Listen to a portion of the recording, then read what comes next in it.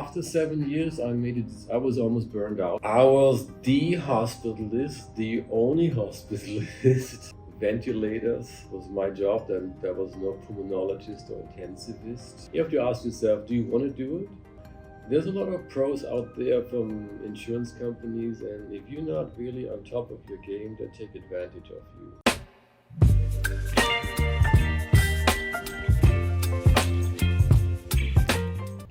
Hello everyone, I'm Azhar Hirani. Welcome to another episode of Practice Unlocked.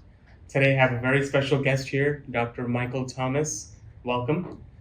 Dr. Thomas is a internal medicine physician. Along with that, he is also a infectious disease doctor as well. So Dr. Thomas, without further ado, welcome. To get started, tell us a little bit about yourself. Okay. Thank you for having me. I mean, it's a pleasure. We've known each other for probably more than 10 years. Yeah. So I've never done any podcast, but I'm glad to be here.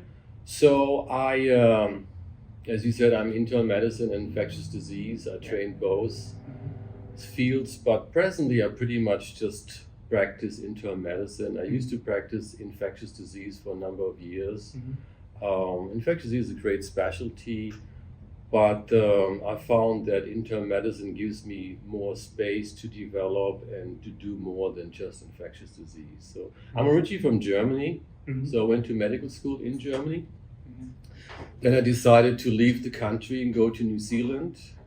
Spent 1 year in New Zealand as a house officer in general surgery, emergency medicine, internal medicine. So kind of a mixed bag of different things.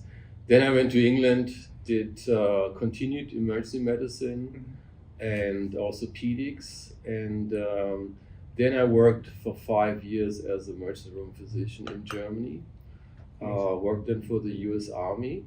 And they wanted me to take the American exam, which I did, and following that I decided, well, since I have the exam to come and work in America, I come here. So at that point I changed, however, to internal medicine for a number of reasons. I found like emergency room is a pretty demanding job, and the burnout rate is pretty high, and surgical specialties, they're fun, but when you at some point when people get older, not that I was old, but I tend to see them also don't want to do it anymore. It's getting harder to get up at night and do surgeries and so forth. So I decided to do internal medicine. Amazing. So were you doing like trauma, essentially as an ER physician, and that's where you're doing orthopedics as well, or? Yeah, I did orthopedics because I was looking to do emergency medicine, and there was one area I needed a little bit more training. So I had done general surgery, but needed to do orthopedics also. Yeah. Amazing. So that was outside of America. So now that you're in America, you do infectious disease and internal med. But if you ever wanted to work as an emergency physician, are you allowed to do that here as well, or do you have to take special certifications or anything like that? No. I mean, Americans are very strict, so I'm only board certified in internal medicine and infectious disease. I see. Yeah. Now, in terms of kind of transitioning to America, is the same classifications from when you did it?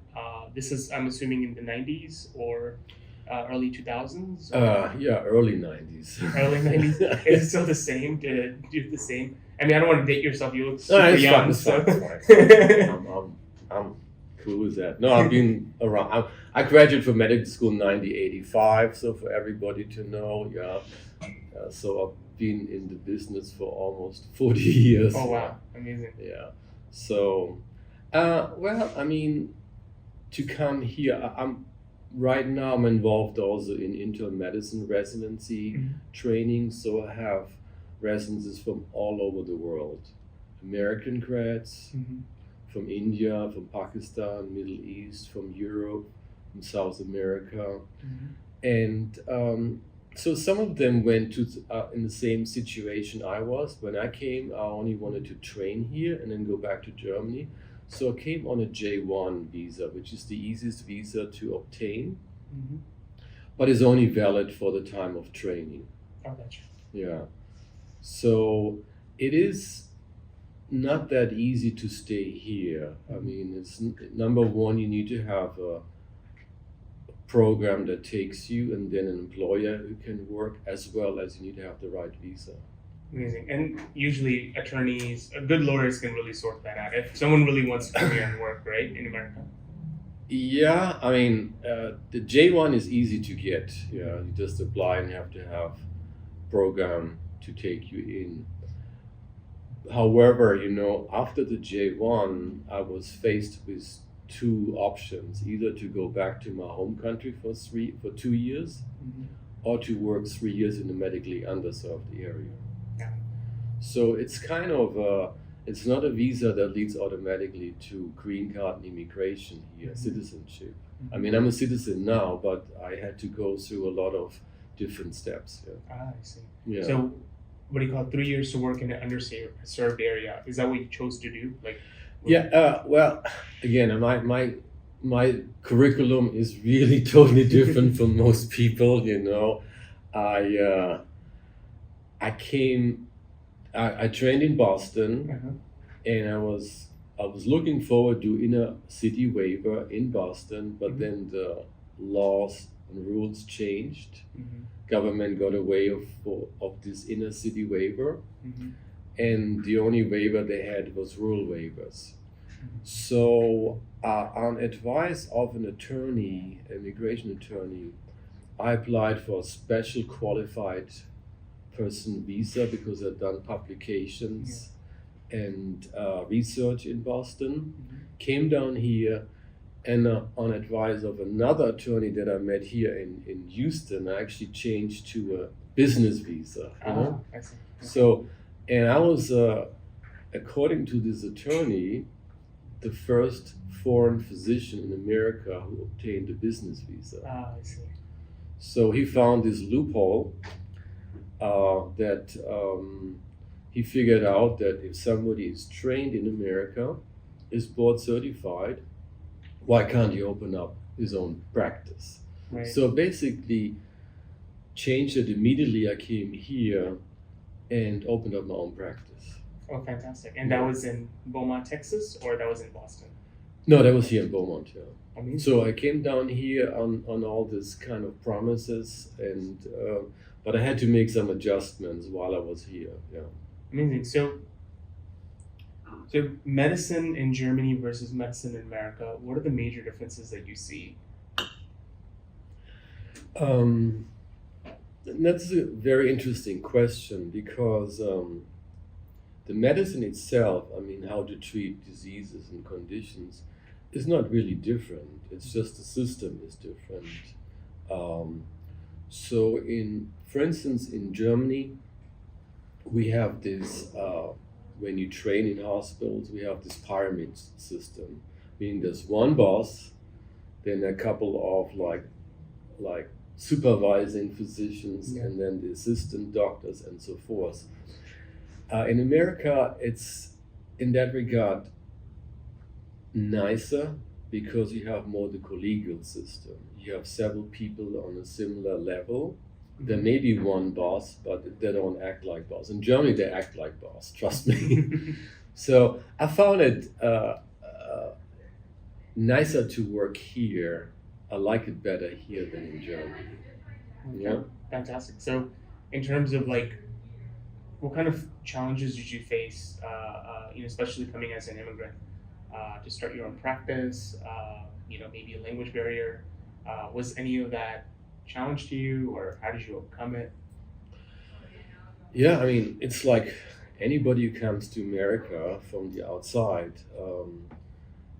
will face some challenges. I mean, there's no secret. Sometimes little things, for instance, in Germany, for instance, if you have health insurance, it covers medical and dental, and I thought the same thing here. So when we came to Boston, my wife had a toothache, we went to the dentist, I pulled up my medical card, they looked at me, we don't take that, you know. Yeah. I said, why not? Yes. It's medical insurance. Yeah, it's medical, but it's not dental, you know. So these are little things you have to learn and adjust. The way of life, you know. I mean, I lived in Germany, and American way of life is different. So you have to automatically. You have to then English also. I mean, English is not my mother tongue, so it's kind of like a lot of things. So you said that you started your own practice, Mhm. and then I know you started. I mean, you joined a group practice as well after. How long did that transition take, and how did that come about? So maybe for the audience, so that they understand, I came here trained in internal medicine and infectious disease in Boston. I decided to open up infectious disease practice, Mhm. and did that for 7 years. Mhm. Great practice. Yeah.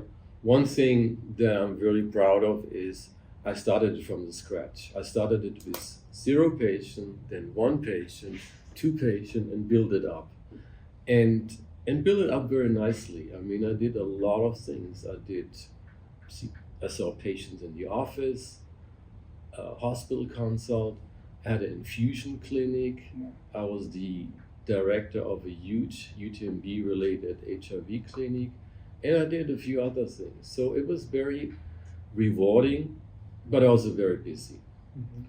So infectious disease is a smaller specialty. So what I ran into after a couple of years, I tried to hire a second physician, and it was always the same situation that people liked me, they liked the practice, but when they were single, they didn't want to live in Beaumont, and when they were married, the spouse didn't like the school system or something in Beaumont.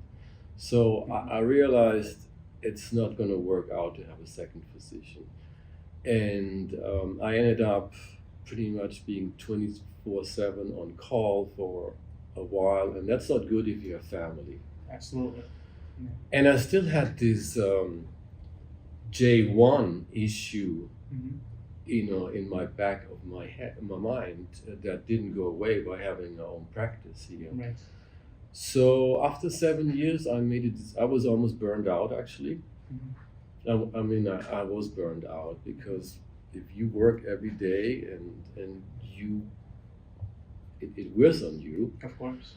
So I realized that is not how I should live, how I want to live. Mhm. And I decided, well, let's try to find underserved area and take care of my visa. Mhm. And it worked actually very nicely because when I punched in one day in June of, I don't know when it was, like early 2000, punched in which is medically underserved, I found Orange County, which is next to Beaumont, to Jefferson County, is medically underserved. And they had a small hospital, and the CEO of the hospital already had asked me maybe a few months earlier whether I would like to come and do ID consults. And I said, no, ma'am, I don't have the time and energy to do that. You know? Right. So I called her up, and she was very excited, you know, about, you know, why I called her, and they were actually looking for a hospitalist to run the whole hospital. Oh, wow. So it took 6 months to get through all the call it paperwork, or like the application to change my visa to work there with the help of a lawyer. And then I started and did 3 years of the waiver in Orange. Amazing. So, you know, just for everyone, Beaumont, Texas, and Orange, Texas. Mhm. So, Beaumont, Texas is a town, smaller town. It's not a Mhm. metropolitan town, Mhm. correct? It's about Mhm. 300,000 population, I would assume, right? Or Beaumont has like 130,000, but 130,000, the greater Beaumont area, they say 300,000. yeah. So, greater Beaumont area, 300,000. What about Orange County or Orange, Texas? Probably just 30, 50,000 at the most, you know. So, and it was not far from each other, right? So you Yeah, didn't. so it's a 20 to 30-minute drive, a 20-minute drive. Oh, amazing. So, did you end up being the head of the hospital, you know, running the floor, or how was that? I was the hospitalist, the only hospitalist, and and I managed a lot. Ventilators was my job. Then there was no pulmonologist or intensivist. Wow. They had a couple of surgeons. They had a couple of OB/GYN. They had one cardiologist, and that's it in terms of specialties. So you were facing burnout. You went to another situation where you were the only person in charge. Yeah. So how did you transition out of that then? Because obviously you got very busy in that as well. Yeah. It's a lot of responsibility. So yeah, that's a great question because when I started there, they had 3 nurse practitioners, the hospital, but the nurse practitioners were not instructed. They had no really instruction what to do. They were basically at the discretion of any physician who wanted to admit patients to the hospital, and they helped with that. So I went to the CEO because initially I was on call day and night. Any admissions and things that came to me, and I said, no, this is not how it works. Right. I cannot do that, and they understood. So the 3 nurse practitioners then worked under me, and they took night calls, 1 and 3, and they only called me then as a backup if they couldn't kind of take care of business. So that helped tremendously with my lifestyle. And then I had a contract with designated time off and weekends off where they had somebody else coming in covering me. I see. And usually the people that provide coverage come from neighboring towns, or private practice clinicians kind of step in? Either, yeah. There was one doctor locally, and then there was another one who worked more or less as a hospitalist in Beaumont, and who liked to also go there and help out. Amazing. So from a perspective of helping other physicians, if they're in a similar situation, I'm assuming it's usually a salaried position, correct? Yeah. So, but if you're making changes in that hospital for the betterment of the hospital, usually is there financial rewards as well that come along with that, or? Not for me, no. But generally, if someone is going kind of above and beyond, or they're just getting, in terms of the satisfaction that they're obviously taking care of the patients, but making those changes, being that pioneer to say that, hey, this is not how things are run. We need to find better ways to running things, and then making those changes. Yeah. I would say to the audience, hospitals generally, whether for-profit or non-for-profit, they don't make a lot of money. They may give you position as director of this, and you get a stipend and so forth, or get paid per hour. But I tried, for instance, when I was infectious disease doctor, I realized one thing that, and I was on several committees, like P&T committees in the hospital, so I knew the data. And the hospital spend a lot of money on patients with no insurance or not qualifying insurance for long-term antibiotic. They stayed 6 weeks in the hospital to receive treatment for osteomyelitis, endocarditis, and so forth. And that cost a lot of money to the hospital. So I got the information from one hospital in Beaumont about how many patients they have and how long and so forth. And with the help of the pharmacist and the head nurse, we figured out if we can identify these patients early on, maybe even already in the emergency room, and set them up to an outpatient infusion center, it would save the hospital probably about $1 million a year at least. Conservatively. So I thought, and I told them, I can manage that. I can identify, if you call me, there's a patient, I can see this patient, and we can I can give the orders to what antibiotics and how long and so forth, and will supervise that. And I kind of ask kindly for 10% maybe of that for me as my kind of reimbursement. Yeah. And they were like head of PT, pharmacy, and chief nurse. They were great. They're like, yeah, sure, we That's still wonderful. save 900,000, Right, yeah, you know? yeah. So I went to the CEO of this hospital, and unfortunately he didn't like the idea.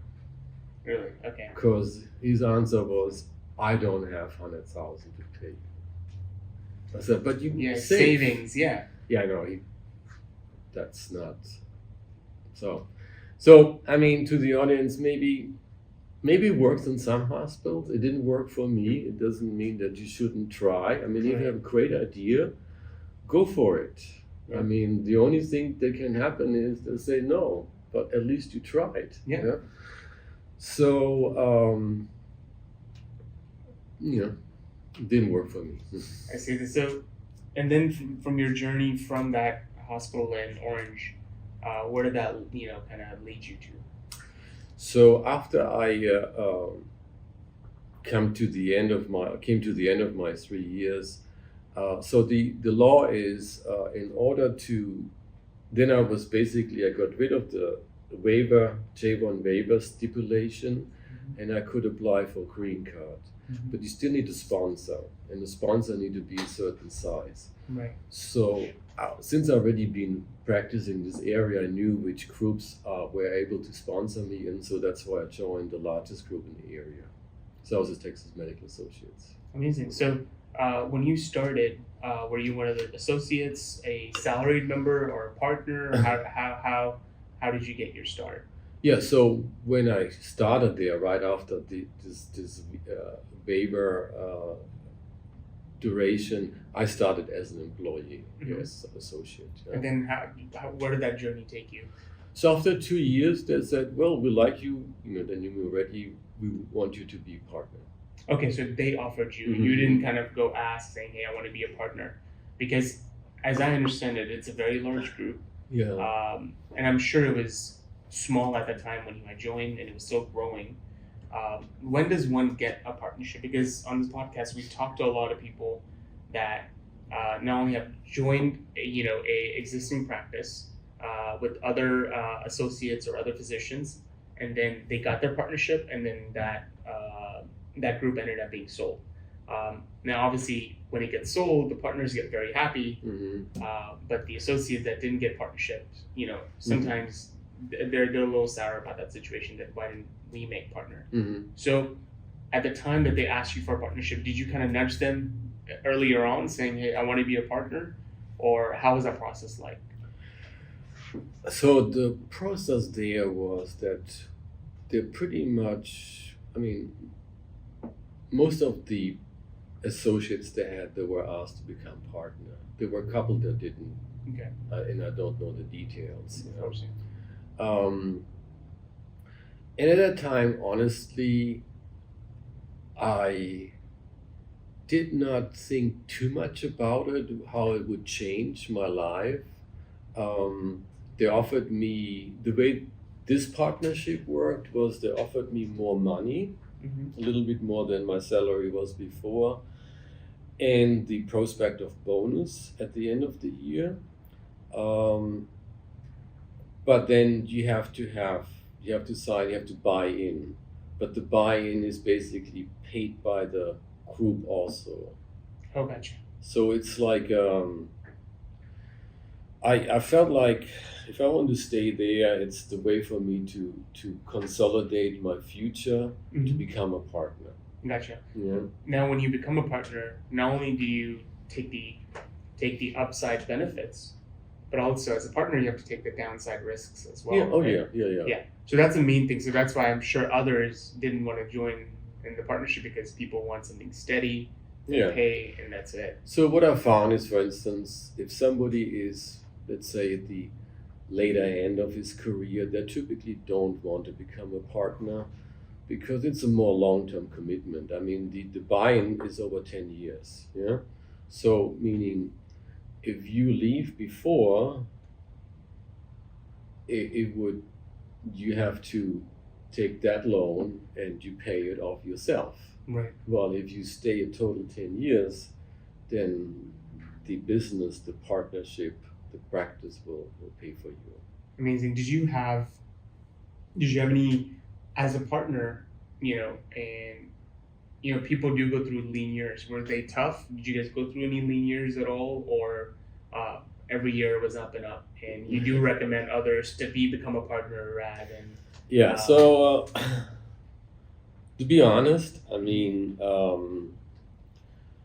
yes, we had some lean years. I mean, when, for instance, this was a large, primarily primary care based group, so the overhead in these groups is significant. I mean, like 90+%, because that you have a lot of employees, with over 300 employees. Wow.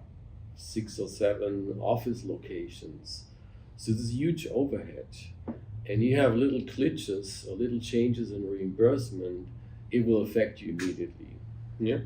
And so partners are the last one who get paid in this regard. Because by law, if you're employed, you have to pay them first. Yeah. But if you partner, you own the business, that means, hey, if the business makes profit, good for you. If it doesn't make profit, not good for you. So yeah, we had a little bit like that here and there. Yeah. So in terms of, I know you guys, and the thing is, what I'm looking for is not disclosure of any sort of kind. What I'm looking for is, I know you guys went through a sale as well within the group, and if, let's say, there's other physicians out there in the group that are looking for a sale, how is the process like? If you could explain, like, were you guys in the market for a sale and then immediately it happened, or you guys went through different suitors? It took a few years, took a few months. If you could describe going through that situation. So generally, when I started in late 90s here in Beaumont, it was not uncommon for practices to be sold or bought. Yeah.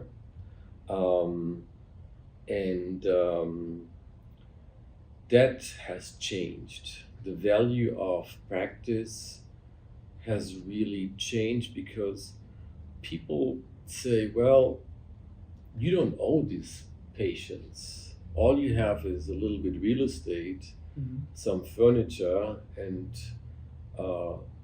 medical record system, but the patients could decide tomorrow to leave you and you have nothing. So that has changed. When we had paper records, they were like a whole room of paper records and nobody wanted to kind of take them, and so you just went in, bought the whole place, and there was like one physician, he paid $1 million and he immediately was from one day to the next the largest provider in the area.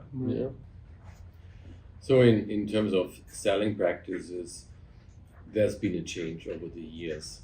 So there's still practices being bought, but they're primarily bought not by other physicians, but by institutions such as hospital or other bigger institutions. That's what I see. So that happened to us. We were actually not trying to sell our practice, but we were approached by a new kind of group institution in town who actually bought 2 hospitals in the area, and they wanted to have a base of primary care physicians, and so they came to us.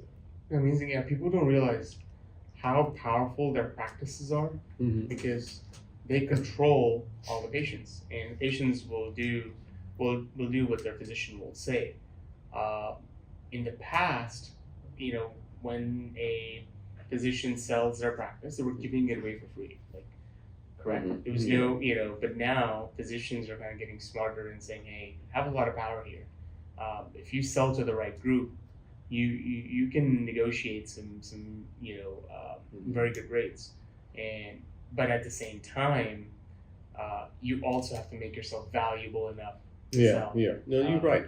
So this works best for powerful groups Like we were the largest, still the largest primary care group in the area.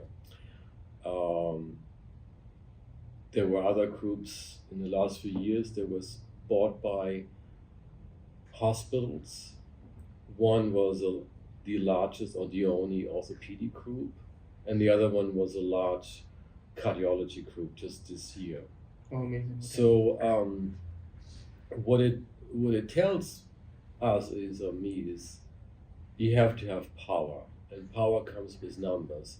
So you're unlikely being asked by a hospital to be bought if you're a solo practitioner. I'm not saying it doesn't happen. Yeah. I mean, they probably will give you, if you specialists like ENT, something like that, they probably will want your practice and provide salary, but it's not the same buyout that like these big groups.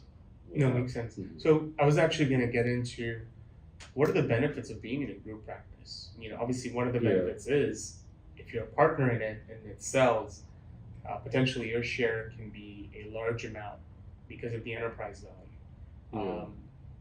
That's the main benefit. But other benefits of being in a group practice. Well, the benefits are you're not alone.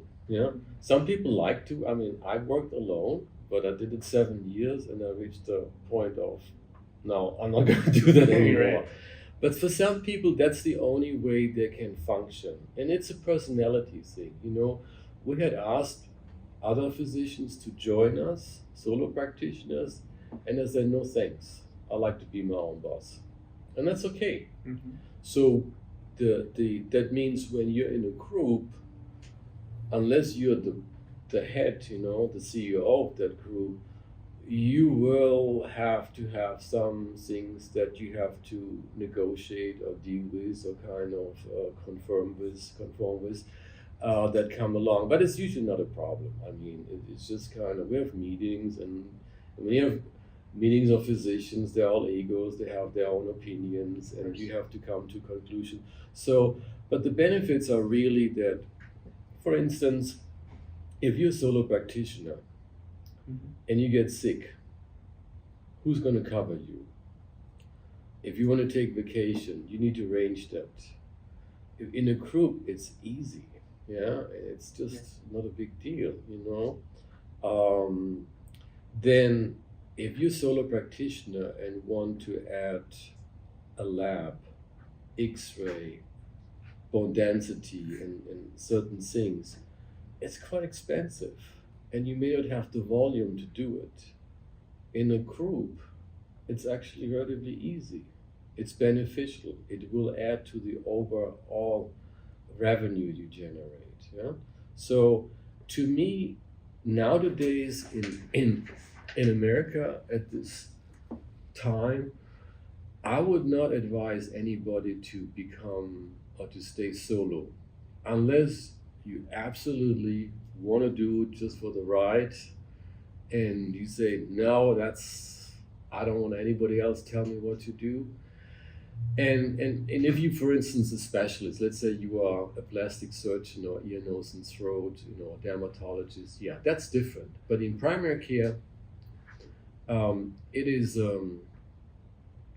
is very difficult to stay afloat. For instance, dealing with insurance companies. If you want to get the best rate, you need to have power. Yeah. If you have, like, let's say you deal with Blue Cross Blue Shields, Mm-hmm. and you have 100 patients and you want a better rate, they don't even talk to you. That's true. But if you have 10,000 patients or even more, they will talk to you. No, it makes sense. I mean, every physician I talk to, the one thing I ask them is, hey, how are things going? Things are going well, but man, these insurance companies killing me. It's usually, usually solo practitioners are the ones that are stressed the most. And let's say, let's go back, let's say 30 years. Okay, Dr. Thomas is starting over. Mm-hmm. What route would you take? Now that you know so much. What would I do? Number one, get a better visa before going to America. Well, I mean, this is the thing in life, like, nobody you can plan life, but it will always come differently. Yeah. I mean, uh, I found, for instance, my son is a physician also, and so when he was in high school and they graduated from high school, then these people gave the word and on the screen what they want to do in the future, and then one said, "I want to become a pediatric cardiovascular surgeon." Yeah. And I turned to my wife and said, "Yeah, we'll see." So you don't, when you're young, Yeah. you don't have the experience. Your question is, what would you do different? Well, that means now back 20 years old or 25 and know everything I know now. That is not realistic. So one thing is I liked my development. I mean, I trained in Germany, I went to New Zealand, I worked in England. My wife is from Malaysia. I met on a train from Singapore to Kuala Lumpur. I had exciting life. So was everything exciting, everything good? No. But overall, it is. So let me reframe this question in a way that, let's say, with everything that you know now, and you've graduated medical school, you've done with residency, and let's say even your fellowships and things like that, you've done that. With everything that you know now, and the success you've had, and you have to shorten that amount of success, of reaching that success, how would you go about it? Because I'm thinking for like other physicians that are getting out, So for the one like my son who's citizen and has no issues, so if you have free range of choices, see, I had Boston and then I came down here. So number one is what specialty you want to do, so plan that. I mean, and don't necessarily plan it what pays the most, because at the end, if you work 30 years or longer as a physician, if you're smart, you make enough money. So look also into lifestyle and personality. Does it fit your personality? Does it fit your lifestyle? Does it really want to do? And the next thing is, what do you want to practice? So there's a lot of different areas. I met one physician, and she's a suburb of San Antonio. She has only private patients. There is no Medicaid, there's no uninsured. She has what I call a cozy practice. So if you have the choice, look into that and plan accordingly, because there are a lot of, America is a big country. There's a lot of different places. So, let's say private practice, group practice, or hospital. Yeah. Okay. Being employed at a hospital, let's say. Which one would you choose and why? I've done all three, so I would definitely go group practice, but private group practice, not hospital group practice, because that will give you most likely the best lifestyle, the best ability to be involved in the decision making in your practice, and also in terms of salary, the most income, most likely. Now you may have to work more, because it's your place, it's your practice. That means you cannot just sit back and I don't have any patient today, they're all canceled, I don't care, I go home. Now you have to kind of like keep it up, yeah. That makes sense. Now, as a internal med physician, primary care physician,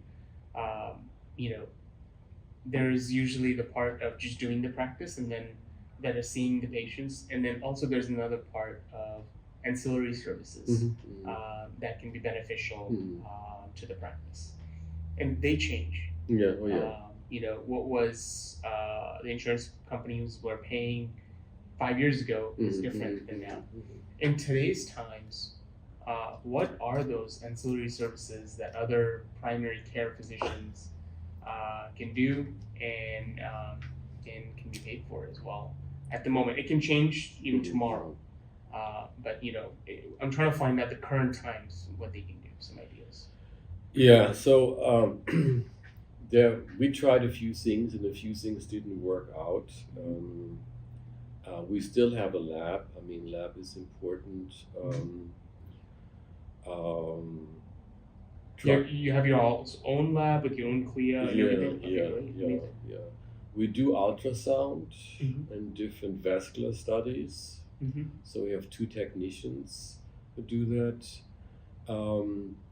We stopped doing regular. I mean, we do still do X-ray, but not so much. Yeah, because they pay $5.50. Yeah, and then you have to, if you send them out to be read by official radiologists, then you have to pay that also. So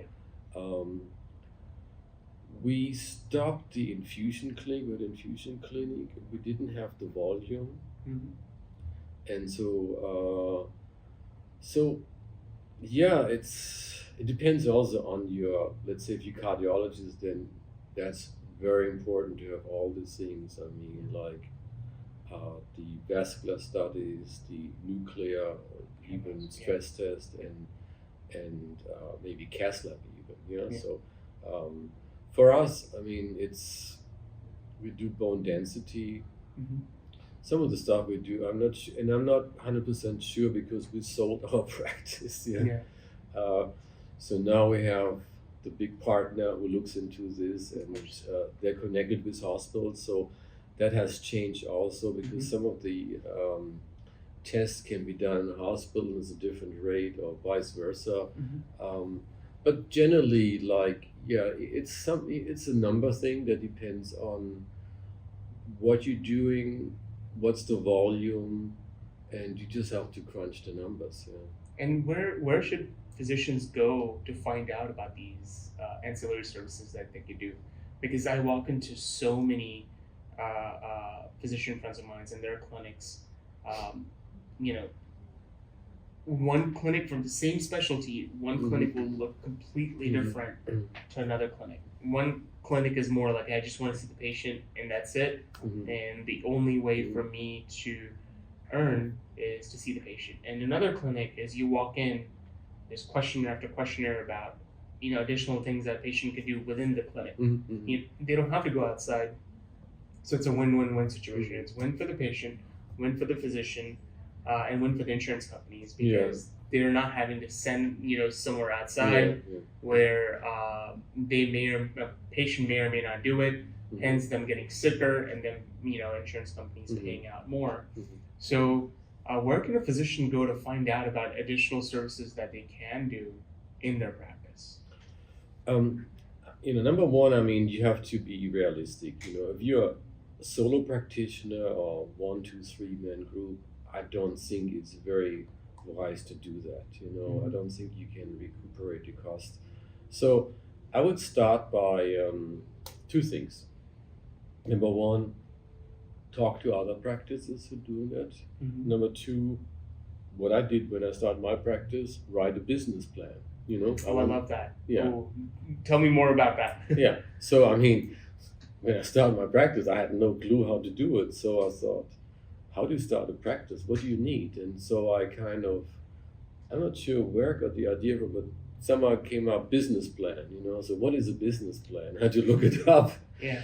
And then I realized, well, okay, let's write one. So I want to have infectious disease practice. I need an office space of about 15 to 1800 square feet.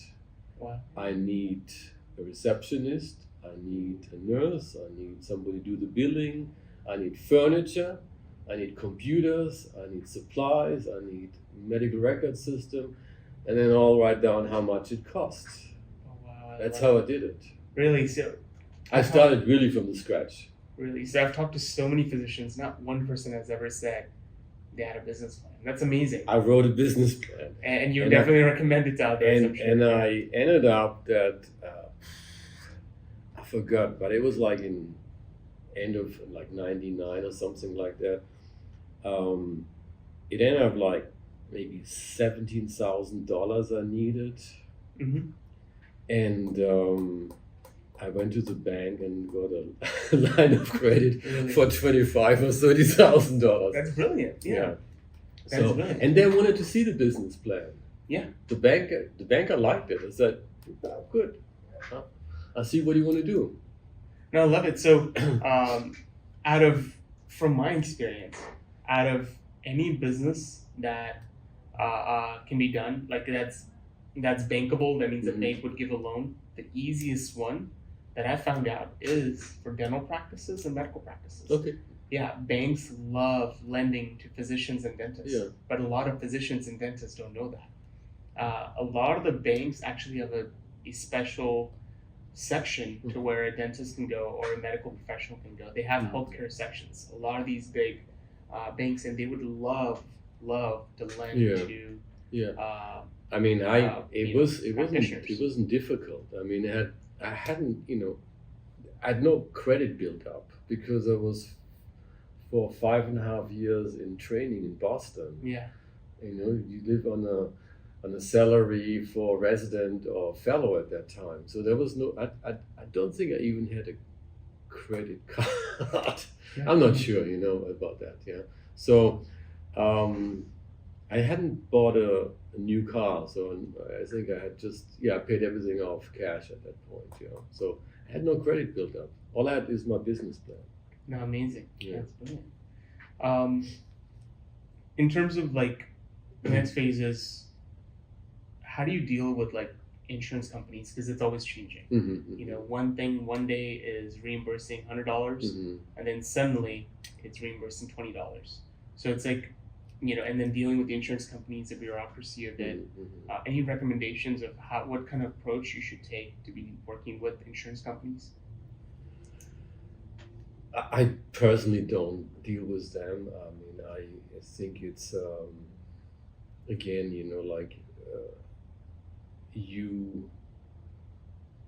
you have to have some information. You have to show them, hey, I have so and so many patients. What is your rate? How can we get? Can you do this? Can you pay for that, and so forth. So it's basically a negotiation. Have somebody with knowledge from your group. Mm-hmm. Go to them and negotiate. Yeah. Amazing. Practice management, in terms of, do you guys have your own in-house practice management, or do you guys outsource it? And to other physicians, what do you recommend people should do? So since we are now being bought by another company, so the management pretty much is done by them. Before, we managed it, and so that's the thing is, we are physicians. We're not. When we didn't go to school to learn management. Yeah. So it's like, I always see that doctors are often the worst managers or businessmen. I think they know it, but they're not. Some are very good, and so you have to find out. This is kind of within our practice. When you work together, after a while, you get an idea who likes it, who has maybe some extra knowledge or experience, and who's good into it, and who you can send to a company and negotiate things, and who you don't want to send. Yeah. You'd rather stay at home and see patients. So, I can't give you really any recommendation. I mean, it's the only thing is we're not educated that. Now, when I was in Boston, I did a rotation with the ENT doctor, and he was actually the president of the Massachusetts ENT Society. Mm-hmm. He trained at Mass Eye and Ear, but he also obtained the MBA from Harvard, and he told me that MBA cost more than his medical school. Of course. So he was into that. He liked that, so he really did it, and he wanted to get the title behind it also. And he was very good, he was very organized. So it's not for everybody. You have to ask yourself, do you want to do it? Because it's there's a lot of pros out there from insurance companies, and if you're not really on top of your game, they take advantage of you. So, Of course. No, I do recommend. Um, I mean, you've already gone to and school for so yeah, many years, yeah, and it doesn't hurt to uh, take either a business course, within, because in medical school obviously it's just medical, mhm, and then you go into training. But then everything from negotiating, dealing with mhm, different hospitals, and trying to get into residency, mhm, and trying to do fellowship, and at during that time, if you're taking some sort of like an online course for business, you don't have to go to business school. Now there's so many options out there mhm, that they could take a business course, or they could take courses for even like mhm, how to negotiate, how to be more confident, like things that are business-ish related. I think it can go a long way, because I do mhm, see a transition, and feel free to chime in on this and tell me your thoughts, that medicine is becoming very corporate, and there has to be a little balance to where uh, physicians that are kind of coming out of school should have some sort of independency as well. If not, they'll be told what to do, and everyone will work for, there'll be fewer organizations, and mhm. they'll just end up working for those organizations, and that's it. Yeah, and that's the trend. The trend is now again that hospitals in particular want to have doctors under their belt. You Yeah, know? But also the young doctors like my son, 30 years old, they don't mind being employed. yeah. I, They're fine with that. yeah, I see that trend. A Yeah, lot of physicians that are done with their yeah, residency, or yeah, just ready to yeah, continue working in the hospital. yeah. It's they think it's easier. They don't have to bother about, kind of worry about where the money's coming Yeah, from. that makes sense. Just go and see your patients, do your job, and go home. Yeah, that makes sense. Yeah. That makes sense. Now, in terms of, this is the last question, Okay. uh, and I always end with this question: is artificial intelligence. Okay. Obviously, it's a hot topic right now in the Mm. market for any industry, and for the healthcare industry. How do you think it'll affect the industry, and also specifically speak on infectious disease and also internal medicine? How does that affect that as well?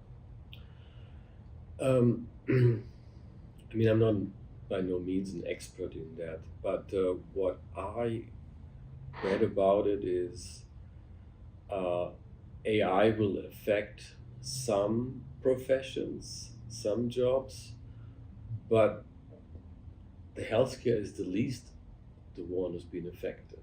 I mean, at the end, everybody really uses Dr. Google, to kind of diagnose themselves. But that doesn't mean they know what they have, and they Yeah. don't rely on that. They may come to you and say, they come to me, and say, hey, Dr. Thomas, I think I have West Nile virus. Why do you think that? Because I Googled it, of all the WebMD. symptoms. So, um, I always I tell the residents, we're not going to be unemployed because medicine is very unique. It's on one hand, it's a scientific specialty Yeah. where you need to know numbers and details. On the other hand, it's a humanistic specialty. You deal with people, with emotions and feelings, and that is not the strength of AI. Mhm. AI can punch you numbers, Mhm. but I haven't seen an AI that can kind of have empathy or can kind of, sometimes you have this intuition that somebody has something else and you ask this question. I Makes do sense. not see that from AI.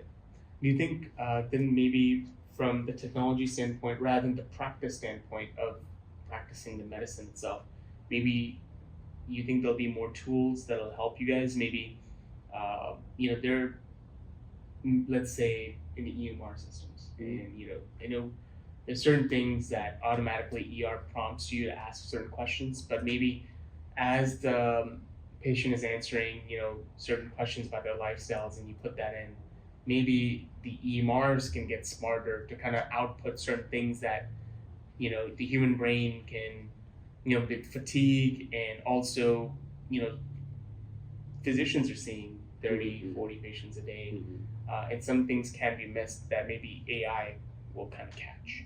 It can. I mean, if you, at the end, it's like, it's a computer system. It's just a high-powered computer program. So if you put in the right information, you will get the right result printed out. That's the key, I mean, if you kind of mess it up a little bit, it gets maybe a different twist. So I'm not 100% sure. And again, I mean, we're dealing with humans. Everybody's different. Our anatomy is different. I mean, generally it's the same, but the surgeon will tell you, oh, that appendix was twisted this way, I normally don't see that, and so forth. So we are created equally, but we're not equally, we're all different, Right. So I don't see that it's going to be that a computer will a computer will revolutionize how to produce cars, manufacture cars, or other things, because every screw will be in the same place at the same torque and so forth, but not in a human body, So Makes sense. So I'm not worried about that. It's a very good comparison. Yeah. Very good comparison. The human anatomy is so different, human to human. Yeah. No, fantastic. Well, so Dr. Thomas, I know you work many hours, sometimes too much.